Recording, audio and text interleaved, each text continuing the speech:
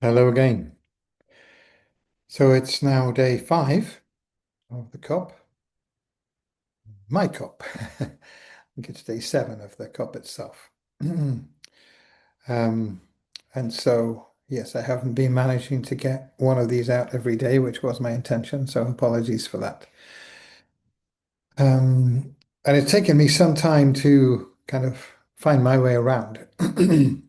Not only the complexity of the COP itself, but Belem is the city is a little confusing, and I'm told that there's a problem at the moment with Mercury being retrograde, and it's certainly the things that they say about that seem to have been manifesting in my life. Things going wrong, problems and communications, and slowing me down. So I haven't got to as many meetings as I'd hoped. Um, I said earlier on that I was planning to spend time mostly in the green zone. Um, in actual fact, I've spent the majority of my time at the TEDx Countdown House, which is a new phenomenon that TED has been at COP for quite a few years now. And the TED Countdown project is their attempt to spread the right kind of messages. They have extremely powerful global reach.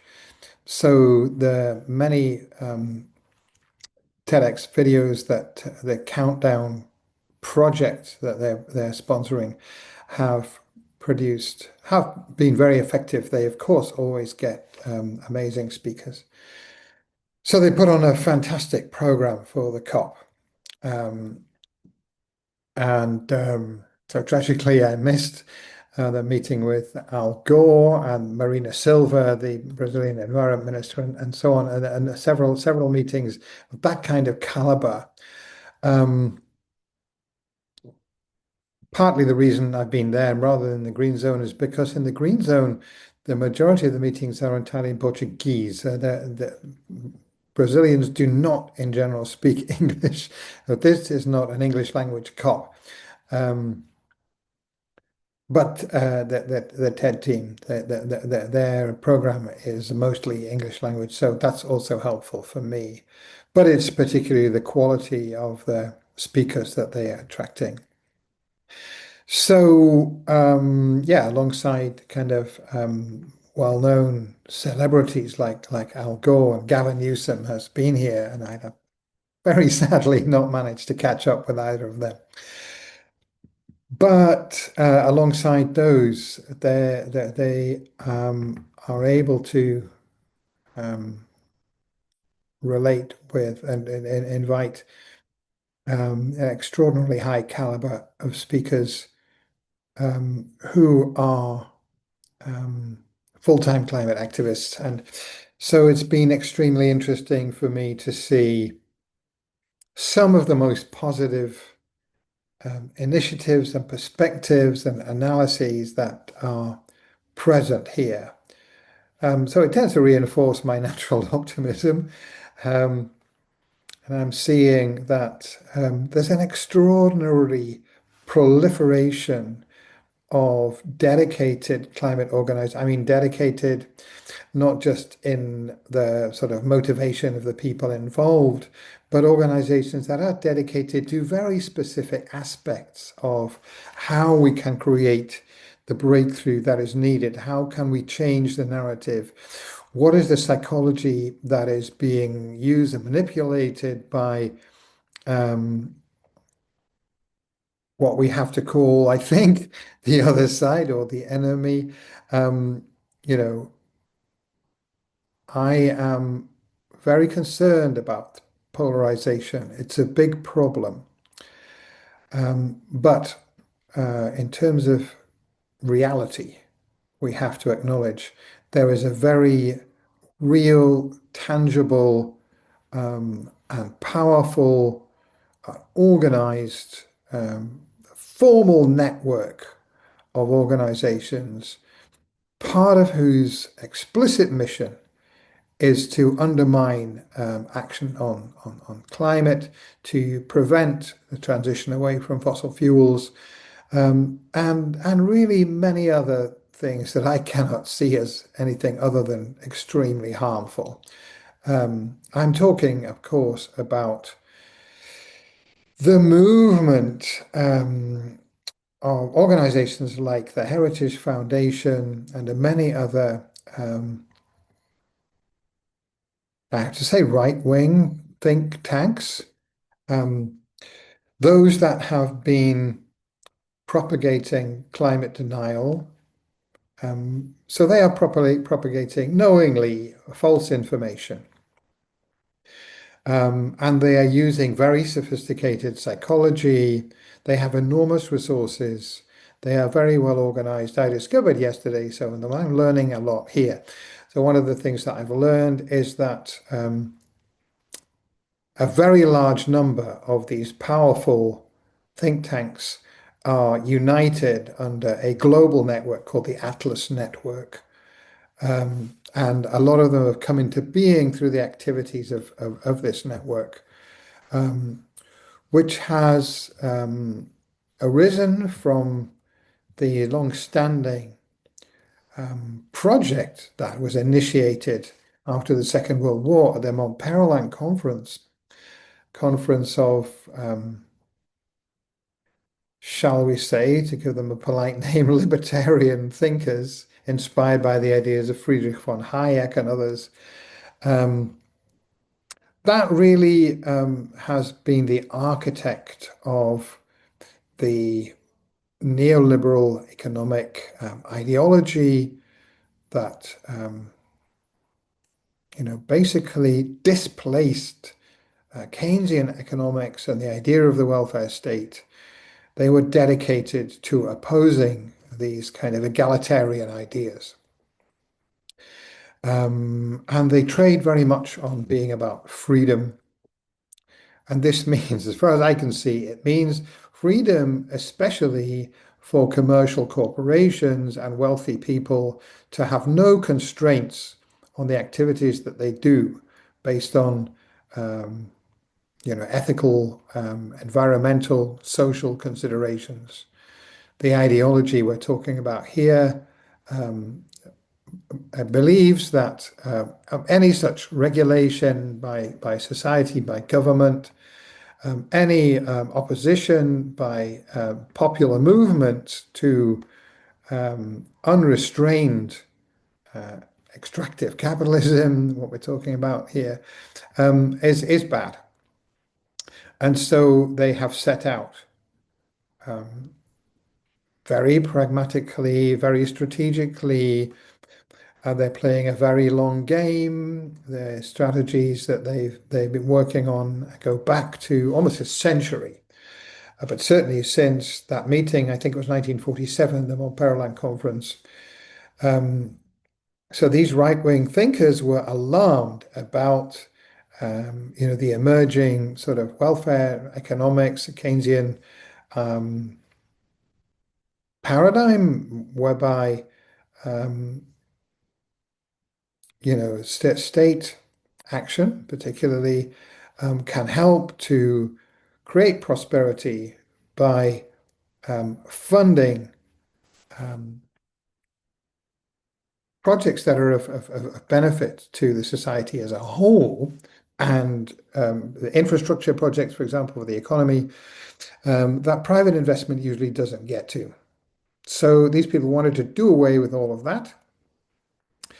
The monetarist economics of Milton Friedman really is sort of arguing that public spending is fundamentally economically not, not acceptable. It's an economic mistake.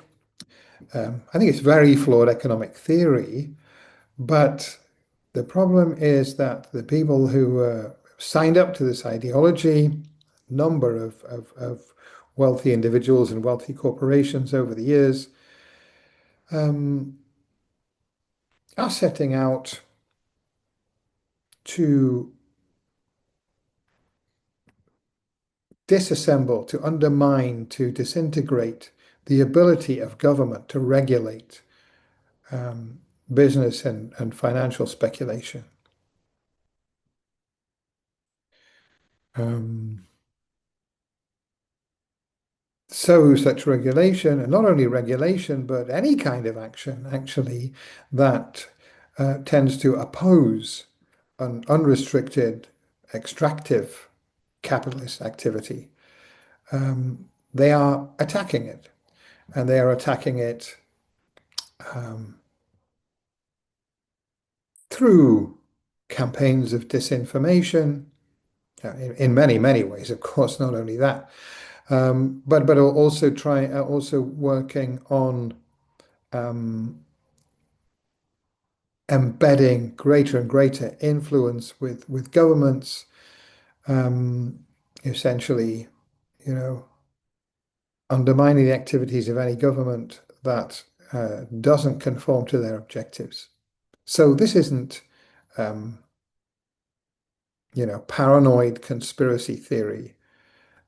I am not the kind of person who's particularly good at quoting chapter and verse and statistics and evidence and so on. So I can't, personally validate that here and now. I might try in my written posts to bring together some of the very compelling evidence of anybody who doubts that this is happening.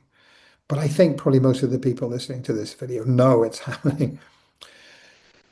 So we can get very dispirited and discouraged by all of this. And I think that's extremely dangerous that we can fall into that kind of, despair. It's essentially handing the victory to that international cabal. Um, and when we hand that victory to them, the future that we are allowing to happen is something so dystopian and horrible that it staggers me that people, I don't understand, I honestly don't understand the psychology of the people, the architects of this movement. Um, are they simply unable to see the consequences of what they're doing? I don't suppose that's the case. They're extremely intelligent people, many of them. Anyway, I intend to do some further research, try and understand it. But what I've gone to a long detour here, but the reason I'm mentioning this is partly because, I read a report today by an organization called Climate Mind. Um, and it's a brilliant piece of work about how um, action to combat systematic campaigns of disinformation can be embedded into the multilateral process of the UNFCCC and so on, how there can be effective international action to neutralize the harm that is being done by these organizations and the people who are working on their behalf to deceive the world public into believing untruths about climate change, about the climate movement, um, and so on. So that's just one example um, of the comprehensive coverage, as I'm seeing it, of so many aspects of the problem. So we can get into conversations about the climate crisis and end up feeling very blocked because we feel, yeah, but what about so and so? If we're not we don't know how to overcome this problem, this barrier, um, and then we won't solve the problem. And what I'm impressed by here is seeing just how many such problems and barriers people are bringing creative thinking and vast financial resources. to solving those problems, to creating breakthroughs, to finding solutions where, it seems like we might think we've come up against a brick wall. How do we reconcile the conflicts between, for example, um, green energy? So it's wonderful that China is producing um, solar panels, electric vehicles, and batteries on such a vast scale. What about the impacts of the rare earth mining that needs to take place to, um, you provide the raw materials? And so, the climate movement is thinking very deeply about this. There was a debate in the a TED Countdown House the other day about, the proposition being debated was green will never be brown. Green energy will never be as bad as fossil fuel energy. It won't be doing all the bad things that fossil fuel extraction is doing. And it was a very nuanced debate. It was a debate with a lot of passion and eloquence that was displayed. But what it shows is the deep thinking that is going on. And this is not being reflected, I think, in the news that I'm reading about the COP, which of course is mainly focused on what's happening in the governmental negotiation space. And everybody I'm talking to here says, well, what's happening in those meetings is the least interesting part of what's happening here. Because politicians are in a very difficult situation. They have to reconcile conflicting forces and so on. They have to talk up a narrative that they often know they can't really back up. The India has been, talking up a story about the many excellent things it's doing.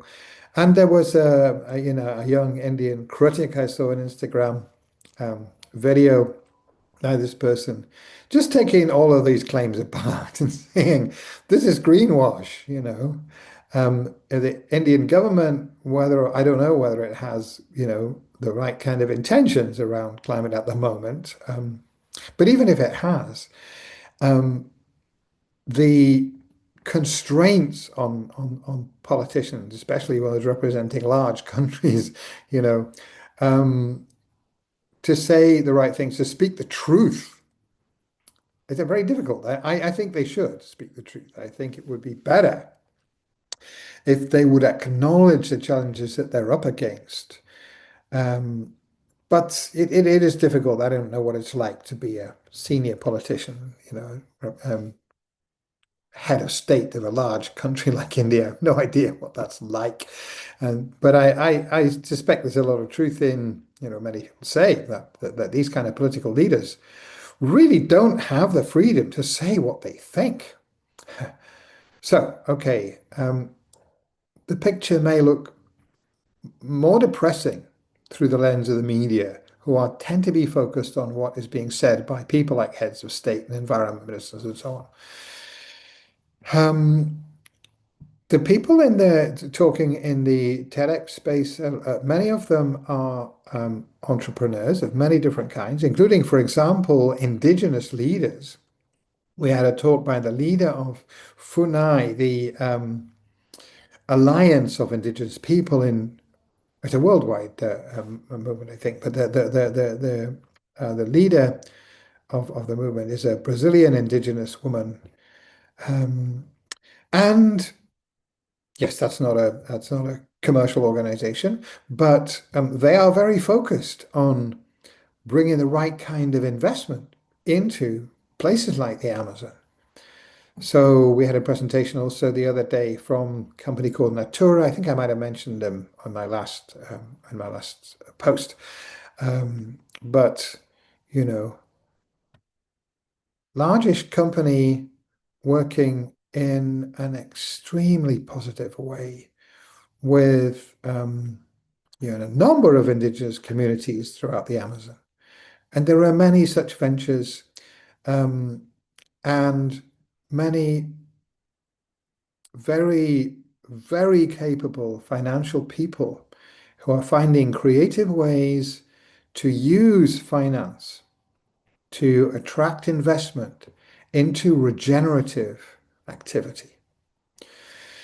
So, the fact that I have kind of landed by some miraculous accident into this global network around Christiana Figueres, where there are many, many people who are doing this kind of very positive work, um, is perhaps why, I've had some kickback from people who think I'm far too optimistic. Well, in a sense, I'm not all that optimistic. I focus on the optimistic aspect of the situation because I think that's where we need to focus. We need to align our intention with those positive possibilities. They are very large. They are very, many of them are very inspiring. But we live in a big world. And yes, there are some big bad wolves out there. Um, And I think that is perhaps the most perplexing and challenging aspect of the situation.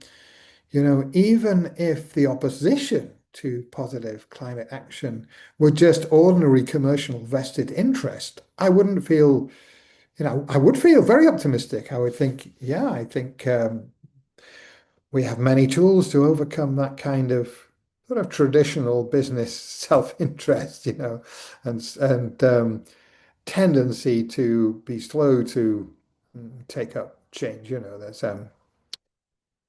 yeah, that can be dealt with, but really global, highly organized, strategic, long-term campaigns by very powerful actors backed by huge financial power with very few or no moral scruples about how they act and what damage they create to communities, to natural ecosystems, to the future of human civilization.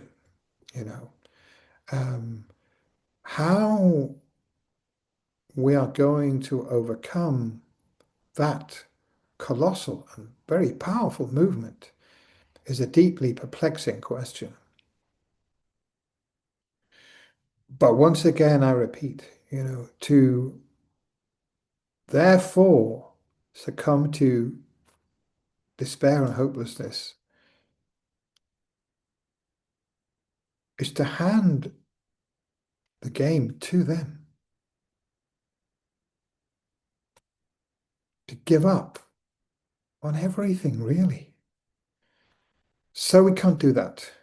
We can't accept the notion that these this movement, I think that's the best name for it, a movement, it's not a single organization, but it is a very coherent, connected movement. It's not just that there are happen to be people in different parts of the world who have right-wing views and harmful views and harmful intent. It's not that. It is a very structured, organized, coordinated, um, and determined global movement with huge power. So this is what we're up against. Far more than any physical challenges, any technical problems, even, it's not about the fact that economics says it's difficult. Economics doesn't say that at all. Economics is in principle very flexible. It demands creative thinking to see how we can use economic principles, how we can, attract investment to projects that heal and regenerate the planet. But that is being done very brilliantly by many organizations, and I will try to fulfill my promise. I have a database of over 100 organizations that I am very excited about, and it's growing every day. I'm coming across more and more every day. I mean, 100 is not a representative number. I know that there are thousands of such organizations. I'm just kind of picking them up one by one.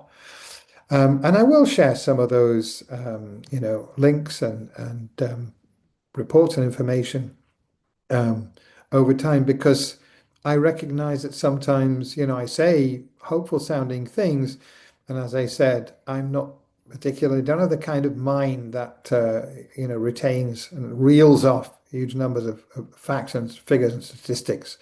But I will try to do my homework and share some of that information with you so that you can see I'm not just talking hot air.